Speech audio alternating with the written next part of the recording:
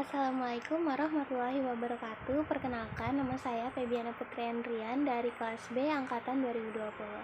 Jadi, kali ini saya akan membahas materi yang dibawakan oleh kelompok 6 Sejarah Sastra yang membahas tentang periode sastra tahun 1953 hingga 1961. Nah, baik, materi pertama ini akan membahas tentang krisis sastra Indonesia. Jadi, pada masa itu, Indonesia ini mengalami sebuah perubahan akibat peristiwa penjajahan menjadi kemerdekaan. Peristiwa proklamasi kemerdekaan Indonesia membawa situasi baru bagi para sastrawan.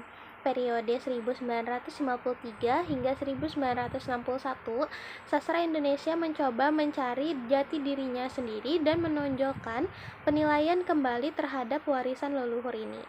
Nah, namun pada masa itu terjadi sebuah pergolakan ideologi dan pencarian konsep-konsep sastra. Nah, periode ini perkembangan sastra dan budaya, aliran komunisme dan aliran radikal kini hilang dan sama sekali hilang gitu. Nah, sastranya tidak tampak karena tidak diterbitkan, tidak dijual, dan juga tidak dibaca oleh halayak umum. Nah, sastranya maksud saya sastranya ini tidak tampak karena tidak adanya penerbitan pada saat itu. Dan juga Sitor Sitomorang dan Pramoedya Anantatoer ini misalnya karyanya ini menghilang selama Orde Baru, dan juga banyak lagi pengarang yang karyanya tidak boleh diterbitkan pada masa itu. Sehingga pada periode ini lahirlah istilah sastra majalah. Jadi majalah-majalah yang eksis pada masa ini antara lain yaitu majalah Siasat atau Gelanggang, Mimbar Indonesia, Zenit, dan majalah Kisah. Selanjutnya adalah sastra majalah. Jadi tahun 1953 Balai Pustaka kedudukannya ini tidak menentu. Oleh karena itu, aktivitas sastra terutama hanya dalam majalah-majalah saja, ini seperti Gelanggang atau Siasat, Mimbar Indonesia, Zenit, dan Pujangga Baru. Majalah kisah yang eksis sekali pada tahun 1953 hingga 1956 memiliki peranan cukup besar karena banyak pengarang yang muncul pada periode ini yang mengumumkan tulisan-tulisan yang berawal dalam majalah ini. Selanjutnya ada beberapa pengarang. Jadi yang pertama ada Nugroho Noto Susanto. Jadi Nugroho Noto Susanto ini dikenal sebagai sastrawan dan juga sejarawan yang terkemuka sekali di Indonesia yang menulis secara produktif. Nugroho menghasilkan banyak karya, baik karya ilmiah, fiksi maupun terjemahan. Dia menulis cerita pendek dan puisi ini dalam majalah Kampus, Kompas, dan majalah nasional Kisah, Mimbar Indonesia, Siasat, Forum, Budaja, dan Femina. Nah, buku kumpulan cerita pendeknya ini antara lain berjudul Hujan Kepagian pada tahun 1958, Tiga Kota pada tahun 1959, Rasa Sajangnya pada tahun 1961, dan Hijau Bumiku, Hijau Bajuku pada tahun 1963. Kedua ada Ali Akbar Nafis. Julukannya sebagai pencemooh nomor wahid atau sastri sulung itu diberikan sesuai dengan gaya penulisan dan juga penggambarannya karakter-karakter tokoh-tokoh yang kritis terhadap berbagai persoalan kehidupan dalam karya-karyanya.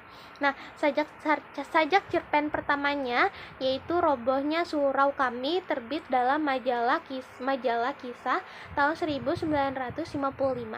Nafis mengejutkan pembaca sastra Indonesia dengan sindiran yang amat tajam terhadap pelaksanaan kehidupan beragama. Disusul dengan novelnya yang berjudul Kemarau pada tahun 1967. Tiga ada Trisno Wuyono. Jadi Trisno Wuyono ini adalah sastrawan yang banyak sekali menulis beberapa karya sastra dengan latar perjuangan melawan para penjajah. Karirnya dari Trisno Wuyono ini dalam dunia dalam dunia kepengarangan ini dimulai sekitar tahun 1953-an gitu ya, setelah dinonaktifkan dari dinas militer. Semula ia hanya menulis sebuah puisi, kemudian beralih ke cerita pendek dan juga novel. Trisno Juwono ini banyak sekali belajar kepada penulis-penulis handal. 4. Ada Toha Mochtar. Sebelum menekuni profesinya sebagai sastrawan, ia ini menjalani berbagai profesi ya, antara lain sebagai perancang grafis dan ilustrator buku. Ilustrasinya ini menghiasi beberapa majalah seperti 12 dalam majalah Roman, Aneka, Terang Bulan, Tegang, dan Nasional. Ketika itu ia sempat menulis beberapa judul cerita pendek dan juga menyadur cerita detektif. 5. Ada Subagio Satrowardojo. Jadi beliau ini belakangan lebih terkenal sebagai penyair dan bukunya yang pertama ini pun merupakan kumpulan sajak, yaitu Simponi pada tahun 1957, dan juga cerpen-cerpennya itu dibukukan antara lain Kejantanan si Sumbing pada tahun 1965 dan Perawan Tua. 6. Ada Motinggo Bosjo. Jadi karya Motinggo Bosjo ini tahun 1965 telah menarik minat orang asing, sehingga sebagian karyanya pernah diterjemahkan oleh orang asing itu. Satu di antaranya karya yang pernah diterjemahkan ke dalam bahasa asing ini ialah novel Malam Pengantin di Bukit Kera yang diterjemahkan ke dalam bahasa Cekoslovakia. Kemudian dramanya ini yang berjudul Malam Jahanam pernah dipentaskan di Universitas Pasadena di Amerika Serikat. 7. Yakni pengarang lainnya yang terdiri dari Rijono Pratikto, yaitu cerpen pemulanya yang kemudian diterbitkan dengan judul Api dan beberapa cerita pendek lainnya. Jadi ini adalah salah satu dari karya beliau yang diterbitkan gitu ya pada tahun 1951. Karangan-karangan Rijono ini yang masih tersimpan antara lain fragmen roman dalam persiapan seperti Gua, atau dalam Indonesia Dua Manusia Sepanjang Bukit, atau dalam Gelanggang atau Siasat, dan lain-lain. Kedua ini ada SMA Ardan yang nama sebenarnya adalah Zahmardan, yang mula-mula menulis sajak, kemudian cerpen dan juga esai serta kritik. Sajaknya dimuat dalam kumpulan bertiga dengan Ajip Rosidi dan juga Sobron Aidit yang berjudul Ketemu di Jalan pada tahun 1956. Ketiga ada Sokanta S.A. yang ia ini lebih banyak menulis dalam bentuk cerpen gitu ya, tetapi sebagian saja yang dimuat dalam kumpulannya, yaitu Bulan Merah pada tahun 1958. Dan yang keempat ini ada Alex Leo Zulkarnain yang merupakan nama samaran dari Zulkarnain, yaitu beliau ini menulis cerpen yang dikumpulkan menjadi sebuah buku yang berjudul Orang yang Kembali pada tahun 1956. Ia juga menulis sebuah serangkaian satira atau sindiran tentang kisah-kisah dari negeri kambing tahun 1963, dan ia juga menerbitkan sebuah roman yang berjudul Mendung. Dan tokoh yang terakhir ini ada Bokor Hutasuhut, yaitu yang memiliki sebuah cerpen-cerpen yang dibukukan dalam kumpulannya Datang Malam pada tahun 1960. Nah, ia pun juga menerbitkan dua buah roman, yaitu Penakluk. Penakluk ini salah satu roman beliau ya, judulnya itu Penakluk Ujung Dunia pada tahun 1964, dan juga Tanah Kesayangan pada tahun 1965. Ya, lanjut lagi ke materi berikutnya ini tentang beberapa penyair yang terdiri dari, pertama ada Toto Sudarto Bachtiar. Jadi beliau ini terkenal sebagai penyair yang kuat pada tahun 1950-an, namun juga sebagai penerjemah yang baik. Kemampuannya dalam menguasai bahasa Belanda dan juga Inggris menjadi modalnya mendalami sastra dunia. Karya terjemahannya ialah Pelacur atau drama Jean Paul Sartre pada tahun 1954, Bayangan Memudar pada tahun 1975, novel Breton Denjis yang diterjemahkan pula. Yang kedua ini ada W.S. Rendra, yaitu Rendra ini adalah penyair dari dramawan terkemuka di Indonesia sejak tahun 1950-an juga. Rendra mendapat sebuah julukan, yaitu si burung merak, karena penampilannya sebagai deklamator selalu penuh pesona gitu. Karya-karya Rendra yang yaitu sebuah kumpulan puisi Belanda, Orang-orang Tercinta pada tahun 1957, Kumpulan Sajak pada tahun 1961, Blues untuk Bonnie pada tahun 1971, Sajak-sajak Sepatu Tua pada tahun 1972, Potret Pembangunan dalam Puisi pada tahun 1983, Nyanyian Orang Urakan pada tahun 1985, dan masih banyak lagi. Ketiga ada Ramadan KH, yaitu karir Ramadan ini di bidang nulis gitu ya.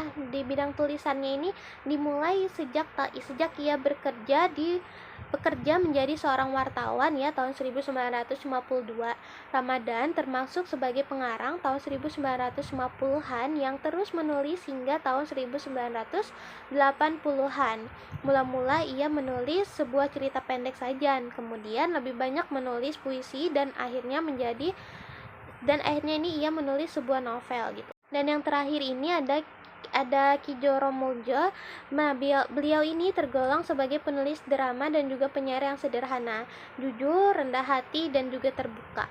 Naskah drama yang ditulis oleh Ki Joro Muljo ini antara lain pertama ada Bui yang terdiri dari 1 babak, kedua ada Beliau Amat Kesunjian yang terdiri dari 2 babak komedi ya, yang ketiga ada 7 Orang Tahanan yang terdiri dari 2 babak komedi juga, keempat ini ada Penggali Kapur 1 babak, kelima ada Laki-laki Jaga Malam 1 babak, 6 ada Senja dengan 2 Kelelawar 2 babak, dan yang ketujuh ini ada Jauh di Rantau yang terdiri dari 2 babak, dan masih banyak sekali karya-karya yang beliau ciptakan ini. Nah, materi berikutnya ini akan membahas tentang drama yang terdiri dari beberapa tokoh juga. Yang pertama ada Nasja Jamin.